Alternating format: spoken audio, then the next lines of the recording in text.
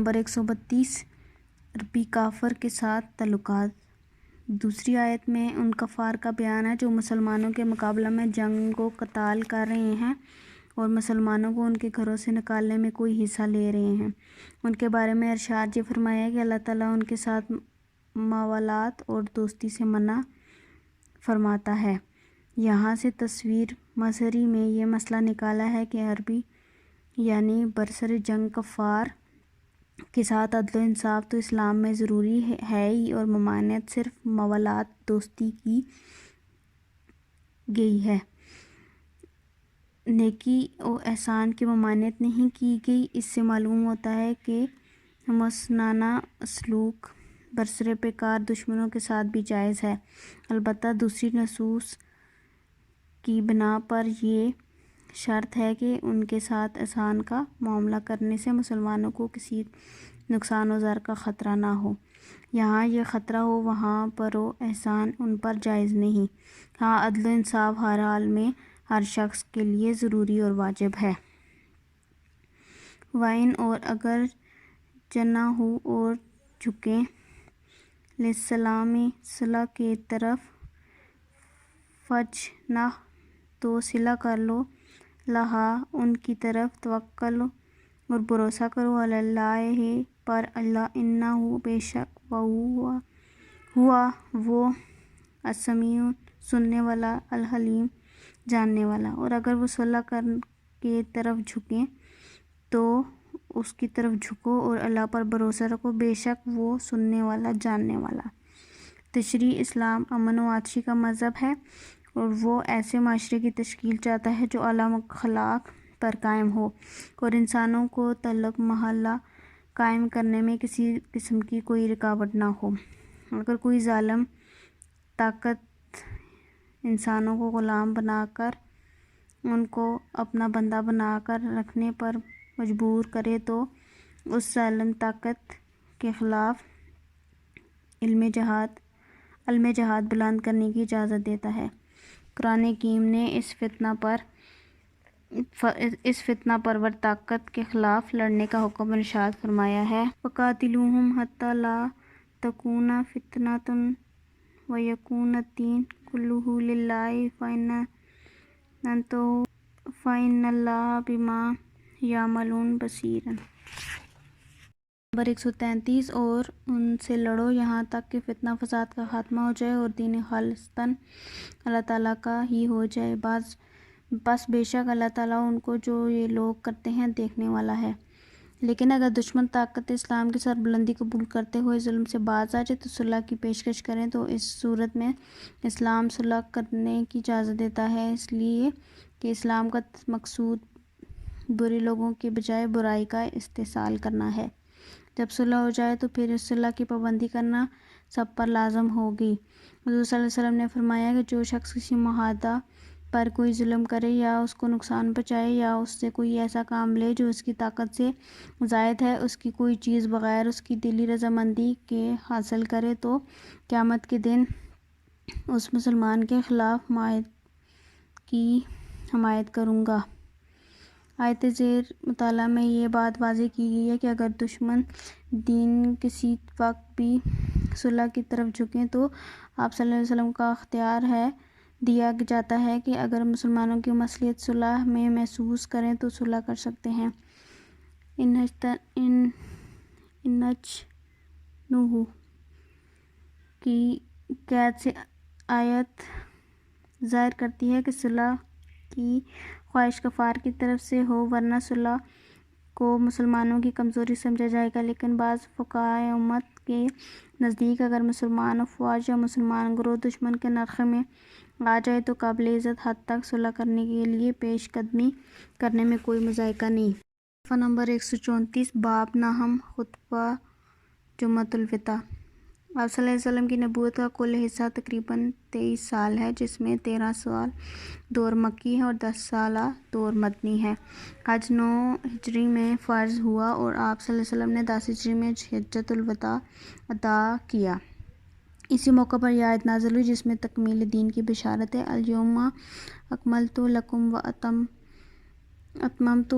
علیکم نعمتی ورضیت لکم الاسلام دینن، آپ آج کے دن میں نے تمہارے لیے تمہارا دین مکمل کر دیا اور اپنی نعمت تمام کر دی اور پورے تمہارے لیے اسلام بطور ضابطہ حیات پسند کر لیا، جس مقصد کے لیے آپ صلی اللہ علیہ وسلم کو مبعوث کیا گیا ہے، جس وہ مکمل ہو گیا تو پھر زیادہ عرصہ تک آپ علیہ السلام کا اس دار فانی میں باقی رہنا ممکن نہیں ہے۔ آپ صلی اللہ علیہ وسلم نے اپنے خطبہ حجۃ الوداع میں اس کی طرف اشارہ فرمایا کہ شاید میں تم سے آئندہ سال نہ مل سکوں۔ فتح مکہ کے بعد آپ صلی اللہ علیہ وسلم کی زندگی میں یہ پہلا اور آخری بین الاقوامی اجتماع ہے جس سے آپ صلی اللہ علیہ وسلم نے خطاب فرمایا اور قیامت تک کے انسانوں کو ایک بنیادی انسانی منشور دیا جس پر کاربند رہ کر دین حق کے مقاصد کو دور حاضر کے تقاضوں کے مطابق پورا کر سکیں، اور پھر فرمایا بھی دیا کہ فَلْيُبَلِّغْ الشاہد الغائب، موجود لوگ غیر موجود لوگوں تک یہ پیغام پہنچا دیں تاکہ آئندہ آنے والی نسلیں بھی ان باتوں سے استفادہ کرتے ہوئے صالح معاشرے کی تشکیل اور اعلیٰ اخلاق کی تکمیل کر سکیں۔ اس خطبہ کو اس نقطہ نظر سے مطالعہ کرنا چاہیے کہ یہ قیامت تک کی انسانیت کی ہدایت و رہنمائی کے لیے حضور اکرم صلی اللہ علیہ وسلم کی طرف سے ارشاد کیا گیا ہدایت نامہ ہے، جس کو سامنے رکھ کر ہم نے دور حاضر کی انفرادی اور اجتماعی، قومی اور بین الاقوامی مسائل حل کرنے میں قرآن حکیم کی اساس میں بین الاقوامی حکومت خلافت کی تشکیل کرتی ہے۔ وصال کی طرف اشارہ۔ یا ایھا الناس انی واللہ لا ادری لعلی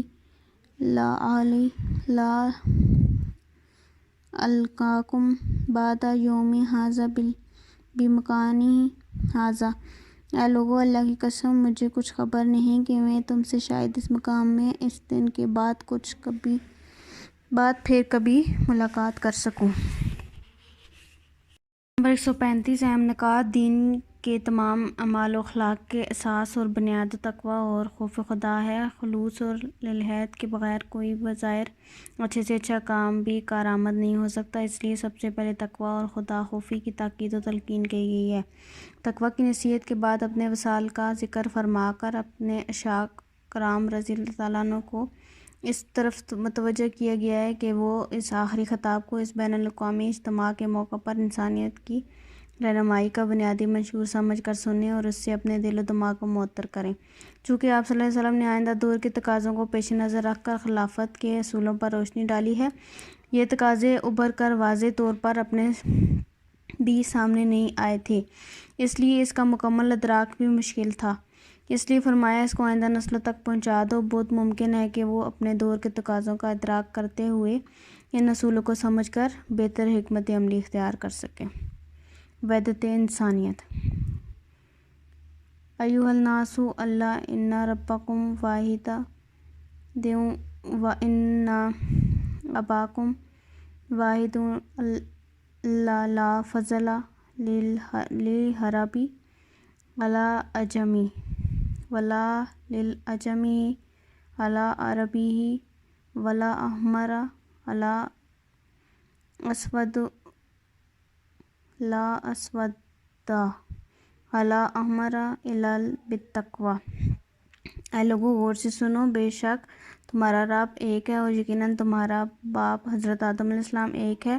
کسی عربی کو اجمی پر اور اجمی کو عربی پر، گورے کو سیاہ پر اور سیاہ کو گورے پر کوئی فضیلت نہیں مگر تقویٰ کے سبب سے۔ اہم نکات۔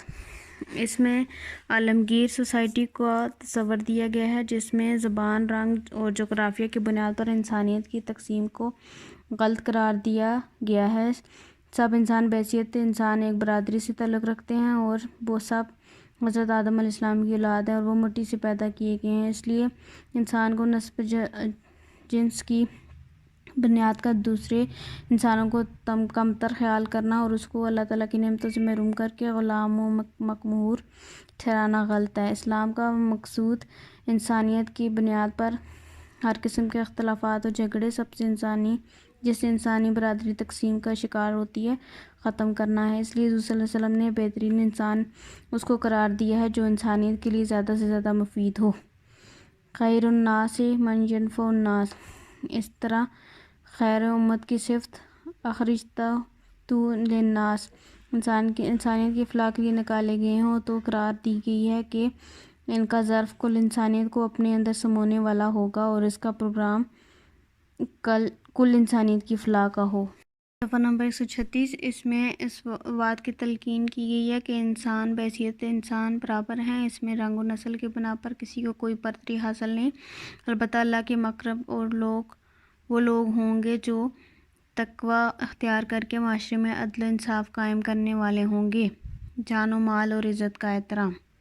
عن ابن عباس رضی اللہ عنہ ان رسول اللہ صلی اللہ علیہ وسلم خطب الناس یوم النحر وقال یا ایھا الناس ایہ یوم ھذا قالوا یوم حرام قال فی بلد ھذا قالوا بلد حرام قال فی شہر ھذا قالوا شہر حرام قال فإن دماءکم واموالکم وأعراضکم علیکم حرام كحرمة يومكم هذا في بلدكم هذا في شهركم هذا فأحدها مرارا ثم رفع رأسه فقال اللهم هل بلغت اللهم هل بلغت۔ حضرت ابن عباس رضی اللہ عنہ سے روایت ہے کہ رسول صلی اللہ علیہ وسلم نے قربانی کے دن لوگوں سے خطاب فرماتے ہوئے ارشاد فرمایا، اے لوگو یہ کون سا دین ہے؟ لوگوں نے کہا حرمت والا دین ہے۔ پھر فرمایا یہ کون سا شہر ہے؟ فرمایا حرمت والا شہر ہے۔ پھر فرمایا یہ کون سا مہینہ ہے؟ فرمایا حرمت والا مہینہ ہے۔ فرمایا بے شک تمہارے خون، تمہارے مالوں، تمہاری عزتیں ایک دوسرے پر ایسی حرام ہے جیسا کہ تمہارے آج کے دن کی حرمت تمہارے اس شہر میں، تمہارے اس مہینے میں۔ پھر اس بات کو کئی مرتبہ دہرایا، پھر اپنا سر مبارک اوپر اٹھایا، فرمایا اے میرے اللہ کیا میں نے پیغام پہنچا دیا؟ اے میرے اللہ کیا میں نے پیغام پہنچا دیا؟ اہم نکات۔ عرب کے دستور کے مطابق 4 مہینوں میں ہر قسم کی خون ریزی کو ممنوع تھی، یہاں تک کہ عرب اپنے باپ کے قاتل کا بدلہ بھی اس ماہ میں نہیں لیتے تھے اگر وہ اس کے سامنے بھی آ جاتا تھا۔ یہی حیثیت و مقام حرم مکہ میں 9 ذی الحج کی تھی، جس کو اسلام نے بھی باقی رکھا ہے۔ حضور صلی اللہ علیہ وسلم نے اس کی مثال دے کر سمجھایا، جس طرح تم اس دن کے مقام اور اس مہینہ میں کسی کا خون بہانا جائز نہیں سمجھتے، اسی طرح اسلام ہمیشہ ہمیشہ کے لیے ایک دوسرے کے قتل اور ایک دوسرے کی عزت پامال کرنے کو ممنوع اور حرام ٹھہراتا ہے۔ جاہلیت کے جھگڑوں کا خاتمہ۔ الا ان کل شیء من امر الجاہلیۃ تحت قدم موضوع و دماء الجاہلیۃ ہی موضوعات و اول دم ازاہ دماؤنا تم بنا ربیعۃ ابن حارث۔ یہاں تقریباً جاہلیت کے تمام دستور آج میرے پاؤں تلے ملیہ میٹ ہیں۔ جاہلیت کے تمام قتل و خون کو ملیہ میٹ کرتا ہوں، سب سے پہلے اپنے خاندان کے خونوں میں سے بن ربیعہ بن حارث کا خون۔ نمبر 137۔ قتل کالعدم قرار دیتا ہوں۔ عامر بن ربیعہ بن حارث قبیلہ بنو سعد میں شیر خوراکی کے ایام گزار رہا تھا، اسے قبیلہ ذیل نے قتل کیا تھا۔ اہم نکات۔ حضور صلی اللہ علیہ وسلم نے نئے معاشرے کی تشکیل کے بعد پرانے جھگڑے جو اس فرسودہ معاشرے کی پیداوار تھے ختم کروائے کہ اب نئے سرے سے نئی زندگی تعمیر و ترقی ہو۔ اگر پرانے جھگڑے نکالے جائیں تو پھر امن عامہ اور معاشرتی خوشحالی اور ترقی کا خواب شرمندہ تعبیر نہیں ہو سکتا۔ اسی طرح یہ بھی سمجھایا کہ قانون کا نفاذ اور بقا صرف اسی صورت میں ممکن ہے کہ سب سے پہلے قانون نافذ کرنے والے اس پر خود عمل درآمد کریں۔ آج کے دور میں لا قانونیت کی بنیادی وجہ بھی یہی ہے کہ معاشرے کا ایک طبقہ اپنے آپ کو قانون سے بالاتر سمجھتا ہے، بلکہ قانون کو اپنے گھر کی لونڈی سمجھتے ہیں اور جس طرح چاہے اور جس طرف چاہے اس کو موڑ دیں۔ ایک مرتبہ ایک اچھے خاندان کی عورت نے چوری کی اور ایک صحابہ رضی اللہ عنہ نے اس کی سفارش کرنی چاہی تو آپ صلی اللہ علیہ وسلم کا چہرہ مبارک سرخ ہو گیا اور آپ صلی اللہ علیہ وسلم نے فرمایا کہ تم نے پہلے قومیں اسی طرح تباہ ہوئی ہیں، اور جب ان میں کوئی اعلیٰ فرد جرم کرتا تو اس کو چھوڑ دیا جاتا، اور جب کوئی ادنا فرد جرم کرتا تو اس کو سزا دی جاتی تھی۔ اگر میری بیٹی فاطمہ رحمۃ اللہ علیہ بھی فاطمہ رضی اللہ عنہ بھی چوری کرتی تو میں اس کے ہاتھ بھی کاٹے جاتے۔ زمانہ جاہلیت کے سود باطل۔ اللہ وَإِنَّ كُلَّ رِبٍ فِي الْجَاهِلِيَّةِ مَوْضُوعٌ لَكُمْ رُءُوسُ أَمْوَالِكُمْ لَا تَظْلِمُونَ وَلَا تَظْلَمُونَ غَيْرَ رِبَا الْعَبَّاسِ بن عبد المطلب فَإِنَّهُ موضوع كُلُّهُ۔ اور بے شک زمانہ جاہلیت کا سود موقوف کر دیا گیا، اصل سرمایہ تمہارے سامنے ہے، یہ تم ظلم کرو اور نہ تم پر ظلم کیا جائے گا۔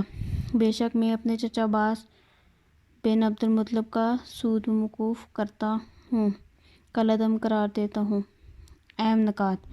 دور جدید میں سرمایہ داریت کی بنیاد اس تصور پر ہے کہ سرمایہ کے ذریعے مزید دولت حاصل کی جائے اور سرمایہ کی بنیادی عمل پیدائش دولت تصور کی جائے۔ شریعت کے اصطلاح میں ایسے معاملے کا نام سود ہے۔ اسلام محنت کی بنیاد پر معاشرے کو تشکیل چاہتا ہے، اس لیے ہر وہ ذریعہ جو محنت کو پائمال کر کے دولت حاصل کرنا چاہتا ہے اسلام کی نظر میں حرام ہے۔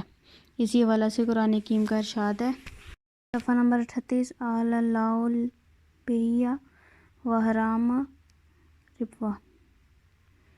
اللہ تعالیٰ نے تجارت کو حلال اور سود کو حرام ٹھہرایا ہے۔ اسلام نے قیامت تک انفرادی اور اجتماعی ہر طرح کا سود اور سود کے کاروبار کی ممانعت کر کے انسانوں پر سے معاشی ظلم و استحصال کا خاتمہ کر دیا اور رزق حلال کی بنیاد پر نئے سماج کی تشکیل کی۔ عورتوں کے حقوق و فرائض۔ استوصوا بالنساء خیرا فإنهن عندكم أوان ليس تملكون منهن شيئا غير ذلك إلا أن يأتين بفاحشة مبينات فإن فعلن فاهجروهن في المضاجع واضربوهن ضربا غير مبرح فإن أطعنكم فلا تبغوا عليهن سبيلا إن لكم من نسائكم حقا ولنسائكم عليكم حقا وأن حقكم على نسائكم فلا يؤتيهن فروشكم من تكرهون ولا يأذن في بيوتكم لمن تكرهون الله وحقهن عليكم أن تحسنوا إليهن في کسوتہن و طعامہن۔ ترجمہ: عورت کو نیکی کی نصیحت کرو، بے شک یہ تمہارے پاس پابند ہے، تم اس سے اس کے علاوہ کسی چیز کی پابند نہیں، مگر یہ کہ وہ کھلی بے حیائی کے کام کریں۔ بس اگر وہ ایسا کرے تو تم اس سے بستر الگ کر لو اور ان کو اس طرح مارو کہ کوئی نشان نہ پڑے۔ پھر اگر وہ تمہارا کہا مانے تو تم اس پر ظلم کا راستہ تلاش نہ کرو۔ بے شک تمہاری اپنی بیوی پر حقوق ہیں اور تمہاری بیوی کے تم پر حقوق ہیں، بس تمہارا بیویوں پر یہ حق ہے کہ وہ تمہارے بستر کو کسی اور سے جس کو تم ناپسند کرتے ہو پامال نہ کرائیں، اور جس کو تم ناپسند کرتے ہو انہیں تمہارے گھروں کے آنے کی اجازت نہ دیں۔ خبردار، اور ان کا تم پر حق ہے کہ تم ان کو اچھے کپڑے پہناؤ اور اچھا کھانا کھلاؤ۔ اہم نکات۔ حقوق و فرائض اور دائرہ کار کی درست تقسیم سے معاشرہ ترقی کرتا ہے۔ اسلام کا کمال یہ ہے کہ اس نے فرد سے لے کے بین الاقوامی اجتماعیت تک حقوق و فرائض کی بنیادی اصول دے دیے ہیں جس پر اعلیٰ ترین شکل میں بین الاقوامی سماج کی تشکیل کی جا سکتی ہے۔ معاشرے میں مختلف قسم کے لوگ پلتے ہیں، ان میں کمزور اور بیمار بھی ہوں گے جو زیادہ محنت نہیں کر سکتے اور قومی مضبوط لوگ بھی۔ اسلام نے کمزوروں کے حقوق ان لوگوں پر رکھے ہیں جو محنت کر کے اپنی ضروریات احسن طریقے سے پوری کر سکتے ہیں۔ عورتیں صنف نازک ہیں، ان کا دائرہ کار مرد سے مختلف ہے اور وہ مرد کے لیے ان امور کی انجام دہی کرتی ہیں کہ اگر مرد ان امور کی انجام دہی پر پڑ جائیں تو معاشرے کا سارا کا کاروبار ٹھپ پڑ جائے، اس لیے اسلام نے عورتوں کے جملہ حقوق کا ذمہ دار مردوں کو ٹھہرایا ہے۔ نمبر 139 غلام کے حقوق۔ ارقاکم اطعموہم مما تاکلون واکسوہم مما تلبسون فإن جاؤوا بذنب لا تريدون أن تغفروه فبئسوا عباد اللہ ولا تعذبوہم، اپنے غلاموں کا، اپنی لونڈیوں کا پورا خیال رکھو، تم انہیں کھانا کھلاؤ ان میں سے جو تم خود کھاتے ہو، انہیں لباس پہناؤ جیسا لباس تم خود پہنتے ہو، اگر ان سے کوئی گناہ یا خطا سرزد ہو جائے جسے تم معاف کرنا نہیں چاہتے تو انہیں کسی دوسرے کے ہاتھ بیچ دو، وہ اللہ کے بندے ہیں، تم انہیں سزا نہ دو۔ اہم نکات: اسلام غلامی کے سخت خلاف ہے۔ جس وقت اسلام کا ظہور ہوا تو پوری دنیا میں غلامی کا رواج تھا، اسلام نے اس کو بتدریج ختم کیا ہے، اور پھر بھی جو شکل باقی رہی اس میں غلامی کا اطلاق نہیں ہوتا۔ اسلام نے غلاموں اور کمزوروں کے حقوق بیان کر کے غلام اور آزاد کے امتیاز کو مٹا دیا ہے۔ اعمال کی ذمہ داری: اللہ لا یجنی جانا الا علی نفسہ ولا یجنی والد علی والدہ ولا ولد علی والدہ، جان لو ہر مجرم کے گناہ کا وبال اسی پر ہے جس نے وہ جرم کیا ہے، باپ کے جرم کا بیٹا ذمہ دار نہیں ہے اور نہ بیٹے کے جرم کا باپ ذمہ دار ہے۔ اہم نکات: اسلام نے ہر فرد اپنے اعمال کا ذمہ دار ہے، اور دور جاہلیت میں اگر کوئی بڑا آدمی جرم کرتا تو اس کے بجائے کسی دوسرے شخص کو سزا دی جاتی تھی، لیکن اسلام کا اصول یہ ہے کہ ہر فرد اپنے اعمال کے لیے جواب دہ ہوگا اور اپنے اعمال کی جزا یا سزا پائے گا۔ اسی حوالے سے ارشاد ربانی ہے، فمن یعمل مثقال ذرۃ خیرا یرہ ومن یعمل مثقال ذرۃ شرا یرہ، پس جس نے ذرہ برابر بھی نیکی کی ہوگی اس کو دیکھ لے گا، اور جس نے ذرہ برابر بھی بدی کی ہوگی وہ بھی اس کو دیکھ لے گا۔ شیطان کی کارستانیاں: الا وان الشیطان قد یئس من ان یعبد یعب فی بلدکم ھذا ابدا ولکن تکون بہ طاعتہ فیما تذکرون من اعمالکم فیسرضی بہ۔ سنو، شیطان اس سے تو مایوس ہو چکا ہے کہ تمہارے اس شہر میں کبھی بھی اس کی عبادت کی جائے۔ صفحہ نمبر 140۔ البتہ اس کی اطاعت ہوگی ایسے مال میں جنہیں تم حقیقت جانتے ہو، پس وہ اسی پر خوش ہوگا۔ اہم نکات: اسلام دین اکمل ہے اور اس پر ہر عمل کی مکمل افادیت موجود ہے۔ اس کل پر عمل کرنے سے ہی حقیقی نتائج مرتب ہوتے ہیں۔ جب بھی دین کے کسی شعبے کی قیمت و اہمیت کم ہوگی تو شیطان اس راستے سے آ کر لوگوں کو گمراہ کرے گا۔ دین کے 3 بنیادی شعبے ہیں: شریعت، طریقت، سیاست۔ شریعت: تمام احکامات الہی اور حلال و حرام وغیرہ کا تعلق شریعت سے ہے۔ طریقت: شریعت پر خلوص کے ساتھ عمل کرنے کی طاقت پیدا کرنے کا نام طریقت ہے۔ سیاست: دین کے غلبہ اور استحکام کے لیے جدوجہد کرنے کا نام سیاست ہے۔ دین تینوں شعبوں سے مل کر مکمل ہوتا ہے، اس لیے جس شعبہ میں نقص پیدا ہوگا شیطان اسی راستے سے آ کر گمراہ کرے گا۔ اسی طرح عبادات و حقوق العباد وغیرہ کسی بھی شعبہ دین کی اہمیت تمہاری نظر میں کم ہوگی تو شیطان اس راستے سے داخل ہوگا اور تمام دین سے ہی محروم کر دے گا۔ اس لیے دین کے کسی شعبے یا حصے یا شعبے کو کمتر نہیں سمجھنا چاہیے، اور قرآن حکیم کے اس حکم کی دین میں پورے داخل ہو جاؤ اور اس شیطان کے قدموں کی پیروی نہ کرو، پر مکمل عمل کرتے رہو تو کامیاب رہو گے۔ فرائض کی ادائیگی کی یاد دہانی: اتقوا اللہ ربکم وصلوا خمسکم وصوموا شہرکم وآتوا زکاۃ اموالکم وأطیعوا ذا امرکم تدخلوا جنات ربکم۔ اللہ سے ڈرو جو تمہارے رب ہے، پنجگانہ نماز ادا کرو، ماہ رمضان کے روزے رکھو، اپنے مال کی اور زکوٰۃ دیا کرو، اپنے حکم کی اطاعت کرو اور تم اپنے رب کی جنت میں داخل ہو جاؤ گے۔ اہم نکات: تمام اعمال کی بنیاد خوف خدا پر ہے۔ حضور صلی اللہ علیہ وسلم نے اس خطبے میں خوف خدا اختیار کرنے کی تلقین کی ہے، اس کے بعد نماز پڑھنے، رمضان المبارک کے روزے رکھنے، مال کی زکوٰۃ ادا کرنے اور بیت اللہ کا حج کرنے کا حکم دیا۔ یہ چاروں عبادات ارکان اسلام میں شامل ہیں۔ اجتماعیت کا نظام امیر کی اطاعت اور قانون کی پابندی کے بغیر قائم نہیں ہو سکتا، اس لیے یہاں صفحہ نمبر 141 احکامات کی پابندی کی تلقین کی گئی ہے تاکہ صالح اجتماعیت وجود پذیر ہو سکے۔ کتاب اللہ کی مضبوطی سے تھامنے کی تاکید۔ وقت ترکت فیکم ما لم تضلوا انی استعصمتم بہ کتاب اللہ وفی روایت ترکت فیکم امرین لن تضلوا ما تمسکتم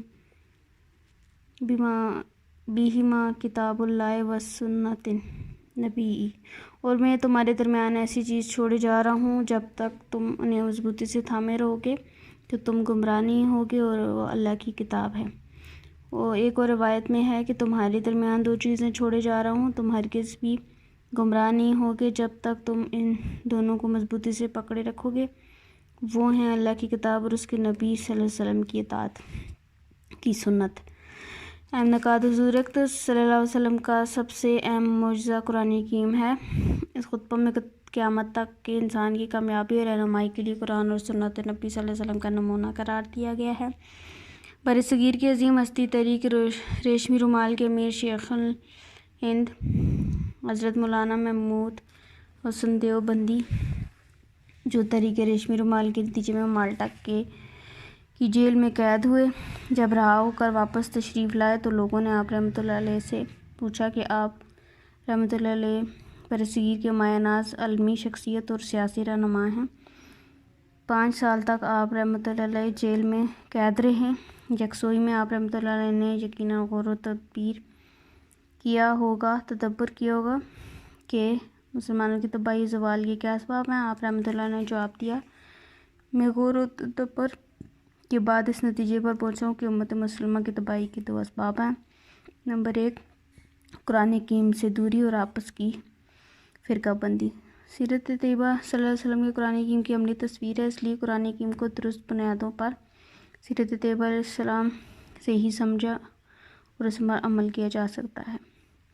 صحابہ کرام رضی اللہ عنہ کی شہادت کہ آپ صلی اللہ علیہ وسلم نے اللہ کا پیغام پہنچا دیا ہے۔ آپ صلی اللہ علیہ وسلم نے صحابہ کرام رضی اللہ عنہ سے پوچھا، وَأَنْتُمْ تَسْأَلُونَ عَنِّي فَمَا أَنْتُمْ قَائِلُونَ قَالُوا نَشْهَدُ أَنَّكَ قَدْ بَلَغْتَ وَأَدَّيْتَ وَنَصَحْتَ فَقَالَ بِأَصْبَعِهِ السَّبَابَةِ يَرْفَعُهَا إِلَى السَّمَاءِ وَيَنْكُتُهَا إِلَى النَّاسِ لَهُمْ الشُّهَدَاءُ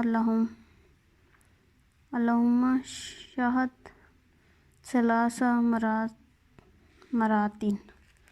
اور تم سے میرے بارے میں سوال ہوگا جو پھر تم کیا کہو گے؟ تو انہوں نے کہا، ہم گواہی دیتے ہیں کہ بے شک آپ صلی اللہ علیہ وسلم نے پہنچا دیا ہے، حق ادا کر دیا اور پوری خیر خواہی فرما دی۔ عزیز طلبہ، یہ آڈیو ریکارڈنگ آپ کے لیے ہیومینیٹیرین ڈیولپمنٹ آرگنائزیشن ایبٹ آباد کے ذریعے اہتمام کی گئی۔ ہیومینیٹیرین ڈیولپمنٹ آرگنائزیشن ایبٹ آباد 2011 سے اپنی مدد آپ کے تحت صحت، تعلیم اور معاشی خود مختاری کے شعبوں میں بہتری کے لیے کوشاں ہے۔ ادارہ نے نہ صرف خیبر پختونخوا بلکہ ملک بھر کے نابینا طلباء کی تعلیمی مشکلات اور رکاوٹوں کو دور کرنے کے لیے FA تا ماسٹرز لیول کی نصابی کتب اور کورسز، جن میں علامہ اقبال اوپن یونیورسٹی کے کورسز بھی شامل ہیں، کو آڈیو ریکارڈنگ میں منتقل کرنے کا اہتمام کیا ہے تاکہ نابینا طلباء اعلیٰ تعلیم تک رسائی حاصل کر کے ملک و قوم کی ترقی اور خوشحالی میں اپنا بھرپور کردار ادا کر سکیں۔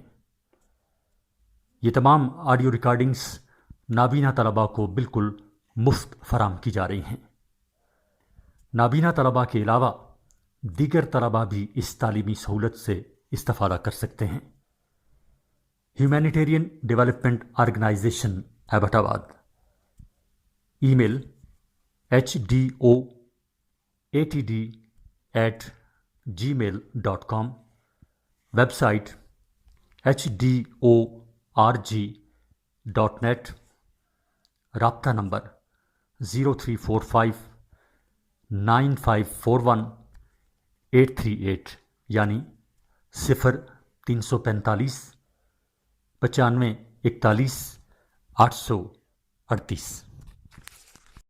صفحہ نمبر 142 ہے۔ پھر آپ صلی اللہ علیہ وسلم نے اپنی شاتب کی انگلی کو آسمان کی طرف اٹھایا اور اسے لوگوں کی طرف جھکایا اور اے اللہ تو گواہ ہے، اے اللہ تو گواہ ہے 3 مرتبہ ارشاد فرمایا۔